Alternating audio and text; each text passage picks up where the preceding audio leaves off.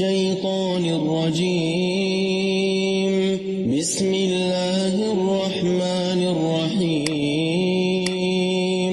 الحمد لله رب العالمين. الرحمن الرحيم. مالك يوم الدين. إياك نعبد وإياك نستعين. اهدنا الصراط المستقيم.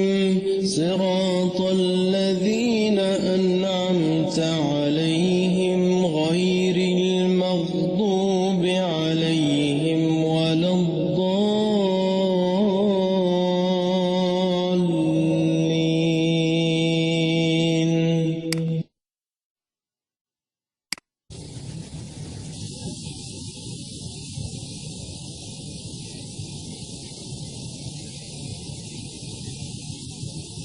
Assalamualaikum warahmatullahi wabarakatuh. Para pendengar dan peminat kuliah saya di dalam kaset ini di seluruh tanah air Indonesia yang saya cintai,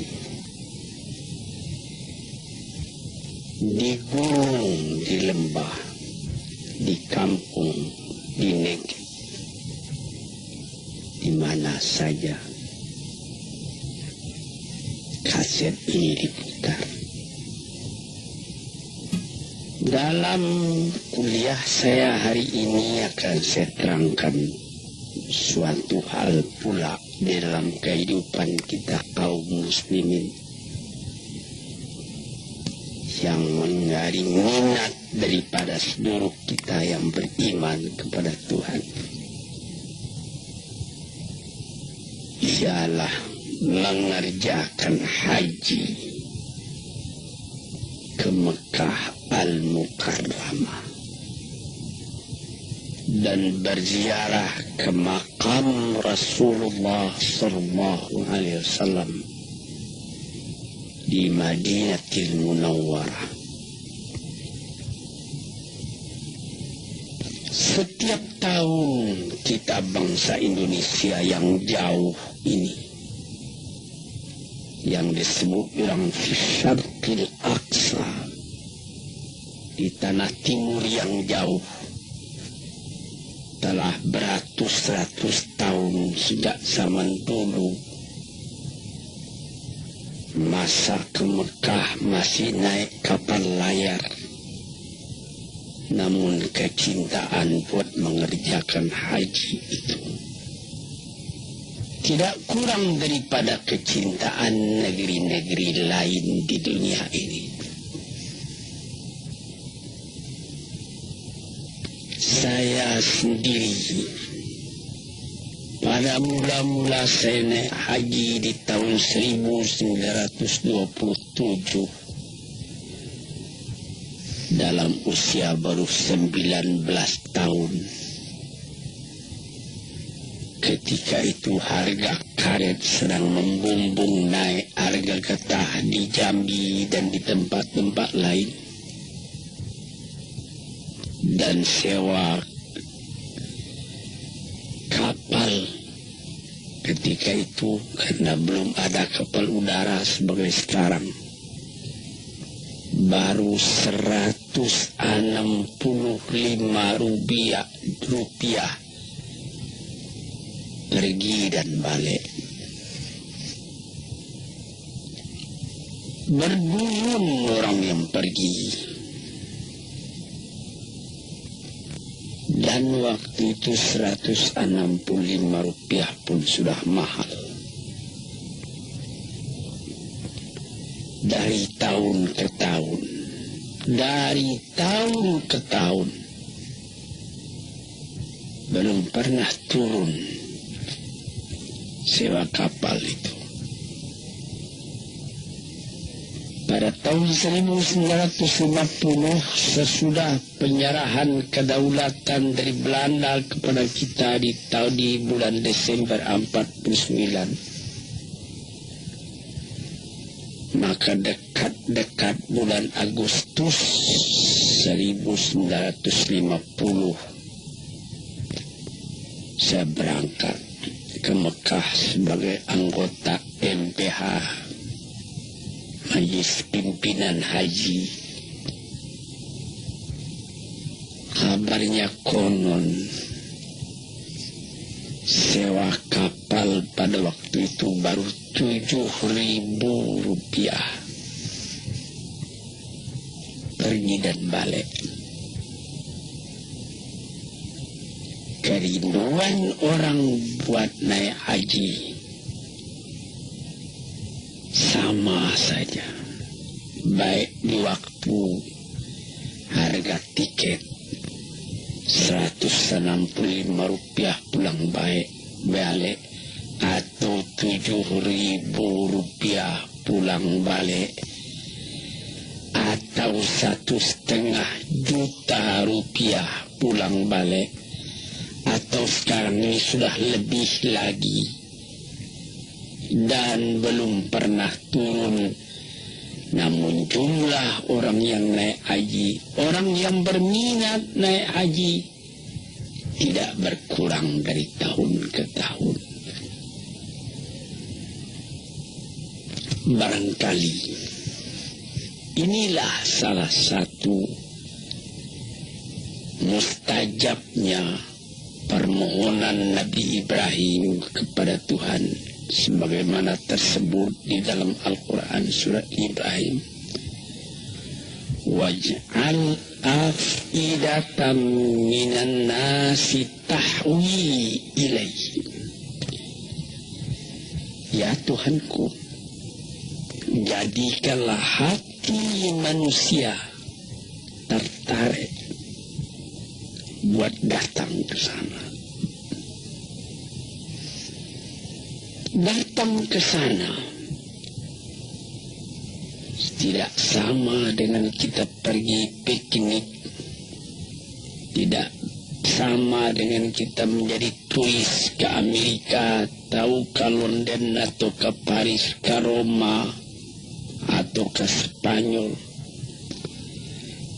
ke Alabama atau ke Nebraska, ke Texas atau ke San Francisco. Tidak sama.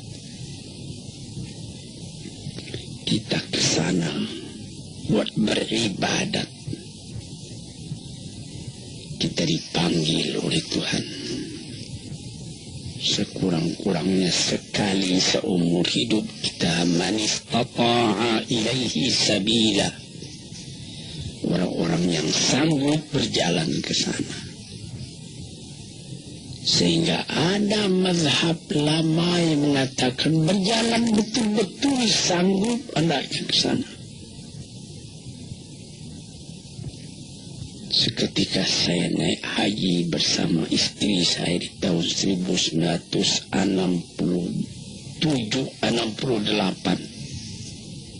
Ketika kami naik mobil dari Madinah akan menuju Mekah, di tengah jalan bertemu satu orang dari Afghanistan berjalan kaki hendak pergi ke Madinah. Saya hentikan mobil kami, saya turun, saya belikan sedikit hadiah kepadanya untuk perjalanannya, menggalang-galang air matanya, lalu perjalanan diterusnya juga. Semua orang yang ada agak sedikit iman dalam hatinya ingin buat pergi ke sana. Kejadian ini dapat kita ingatkan. Almarhum Presiden Soekarno sudah pernah naik haji. Kabarnya konon sampai ke makam Rasulullah di Madinah, beliau tidak tahan keluar air matanya. ketika menghadapi kubur Rasulullah itu. Bung Hatta pun demikian pula, semua telah almarhum. Malah yang paling akhir Nyonya Fatmawati, bekas istri daripada Bung Karno, dia berniat mulanya hendak naik haji bersama-sama dengan ayahnya di tahun 1979. Rupanya sebelum tahun 1980 ayahnya meninggal. Maka disampaikannya juga niatnya, meskipun belum akan dapat naik haji, dia pergi umrah. Selesai mengerjakan umrah, dia pulang ke tanah air, singgah di Kuala Lumpur. Di satu hotel dia meninggal dunia. Demikianlah hati setiap orang Islam, bagaimana kecintaannya buat pergi ke tanah suci itu. Dia tahu tanah suci tidak serupa dengan Paris, dengan London, dengan Roma, dengan Spanyol, dengan Nebraska, dengan Alabama, dan lain-lain. Di sana kalau musim panas terlalu panas, musim dingin terlalu dingin. Tapi apabila kita telah datang kembali ke tanah air, teringat musim dingin di sana, tapi di sini kita tidak kedinginan, cuma jadi ingatan saja. Dengan segala kerendahan hati saya berkata, tuan-tuan, saya sudah pergi ke tanah suci itu baru 12 kali. Saya sudah pergi ke London 2 kali. Tidak ada niat saya buat ke London lagi, tidak. Saya sudah pergi ke Spanyol, tidak ada niat lagi buat melihat bekas Masjid Alhambra, Cordova, Granada, Sevilla, tidak. Saya sudah merasakan ributnya di New York, di Jepang, dan lain-lain.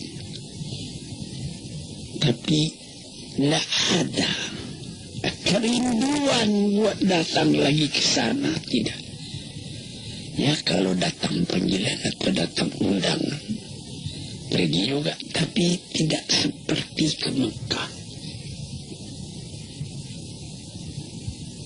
Tidak dapat itu apakah ini termasuk yang irasional, kata orang, di luar ungkapan akal. Dan ini apakah termasuk emosi, tidak tahulah.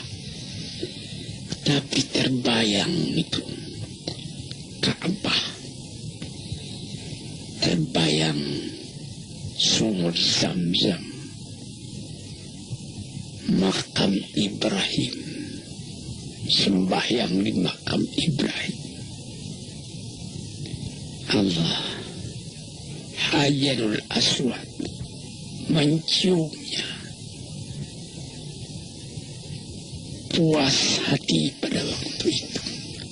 Habis tawaf, berdiri ke Multazam,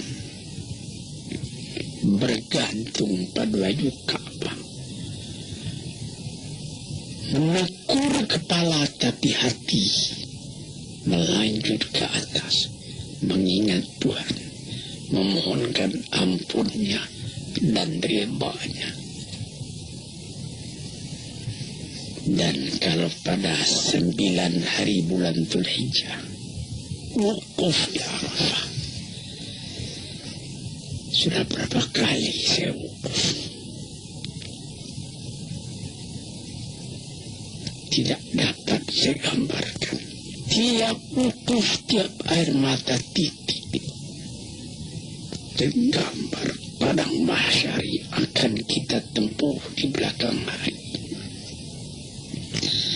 Tergambar pertemuan segala manusia yang menghamparkan sayapnya di hadapan Ilahi, memohon ampun dari ridhanya, memohon taufik dan hidayatnya, diizinkan pulang kembali ke tempat asalnya, ke kampung halamannya, buat menyebarkan akidah tauhid dalam kalangan umat. Apalagi kalau saudara sampai pula ke Madinatul Munawwarah, tempat Nabi kita hijrah. 10 tahun beliau tinggal di sana, berjuang siang malam menegakkan tauhid, memperkuat irfan, pengenalan dengan Allah. Tuan-tuan yang terhormat, apabila tuan masuk ke dalam Masjid Madinah itu, selesai sembahyang, tuan pergi ke Raudah. Dan mula-mula tuan sembahyang di Raudah yang dikatakan oleh Nabi, inna ma baina qabri wa mimbari raudatu min riyadil jannah. Di antara kuburku dan mimbarku ada suatu taman yang indah, taman surga katanya. Orang berkerumun sembahyang ke sana. Sesudah itu pergi ziarah ke kubur Rasulullah, mengucapkan salam kepada beliau, karena beliau sendiri mengatakan, segala salam yang engkau sampaikan kepadaku, aku dengar sampai, dan itu semua aku jawab. Tuan-tuan yang terhormat, inilah yang dinamakan di dalam ilmu tasawuf lauk, perasaan. Dalam kehidupan ini, di samping akal, di samping iradah, kemauan, ada lagi namanya atifah, perasaan. Perasaan inilah yang kita didik dengan segala ibadat yang kita kerjakan, seperti tahajud tengah malam atau ketika naik haji tadi. Tuan-tuan, saudara-saudaraku yang kuhormati, orang semuanya memakai pakaian yang sama. Dan ada lagi tersebut di dalam suatu hadis, apabila ada orang sedang memakai pakaian ihram itu meninggal, kuburkanlah dia bersama dengan pakaian ihramnya itu. Jangan ditutup mukanya. Dikatakan bahwa nanti apabila kiamat datang, kam labista yauman au ba'da, berapa lamanya engkau tidur di sini? 1 hari ataupun setengah hari, katanya. Padahal ini sudah jutaan tahun. Apa yang lebih dulu dikeluarkannya? Labbaik, Allahumma labbaik. Dia sangka dia masih mengerjakan haji. Labbaik, Allahumma labbaik. Inilah yang kita baca selama kita mengerjakan ihram tadi.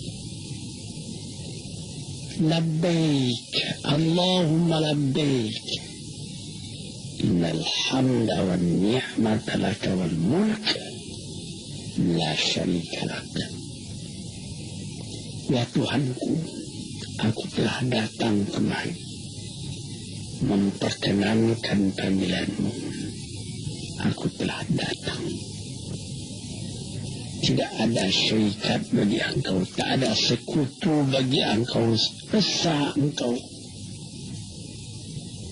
Tidak bersekutu dengan yang lain.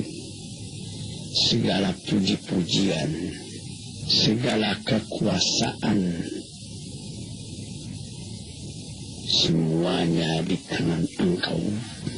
Tidak ada sekutu Engkau dengan yang lain. Inilah yang dibaca pada waktu itu. Terbenam ke dalam hati perasaan. Sungguh-sungguh jiwa kita terasa kebahagiaan hati menjadi seorang muslim yang menyerahkan dirinya kepada Tuhan, berlomba berbuat kebajikan, dan kebajikan yang utama itu man kasyafa muslimin kurbatan min kurabil dunia kasyafa Allah lahu kurbatan min kurabil yaumil qiyamah. Barang siapa yang menolong seorang kesusahan dalam dunia ini, niscaya Allah pun akan menolongnya pula dari kesusahan di hari akhirat esok. Inilah gunanya silaturahim, rasa cinta, rasa sayang antara orang Islam sesama orang Islam. Menjadi perniagaan rohani yang tidak pernah rugi. Sekianlah, moga-moga Allah memberikan rahmatnya kepada kita. Wassalamualaikum warahmatullahi wabarakatuh.